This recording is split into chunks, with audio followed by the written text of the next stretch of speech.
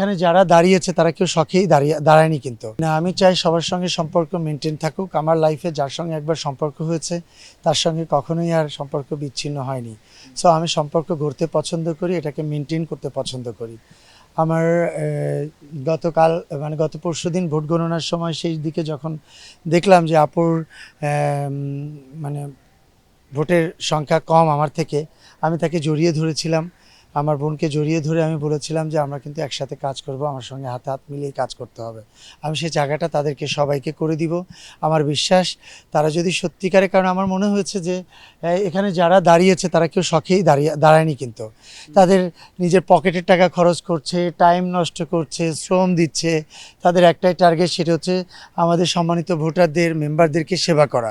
Extreme মশার coil plant fibre দিয়ে তৈরি, তাই সহজে ভাঙে না, সুগন্ধিযুক্ত ও নিরবিচ্ছিন্নভাবে জ্বলে। ডেঙ্গু, চিকুনগুনিয়া বাহি সহ যে কোনো মশার বিরুদ্ধে দেয় এক্সট্রিম সুরক্ষা।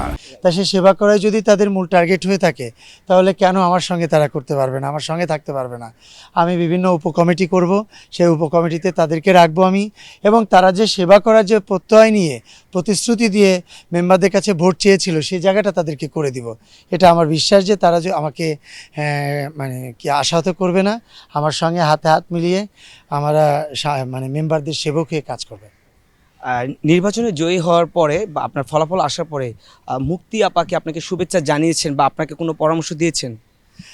ওই যে বললাম শেষের দিকে যখন তাকে আমি তখন আমার বোন আমাকে বলেছিল যে আমি অনেক খুশি হয়েছি। আমি আমি আমি চেয়েছিলাম বা ভেবেছিলাম যে তুমি জিতবা। আমি অনেক খুশি হয়েছি মনা।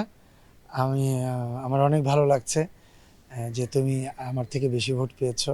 সে আমাকে এই কথাগুলো বলেছিল। তাকে আমি অনেক ভালোবাসি, অনেক ভালোবাসি। আমি আজকে প্রায় যতদিন ধরে বুঝতে শিখেছি চলচ্চিত্রে আসার পরে, আমার মা, আমি তার মাকে আমার মাই বলি, এটা সবাই জানে, এবং সে আমাকে ভাই হিসাবেই ভালোবাসে, ভাই হিসাবেই ট্রিট করে। আমিও তাকে বড় বোনের মতো ট্রিট করি, এবং তাকে আমি অনেক ভালোবাসি, অনেক শ্রদ্ধা করি।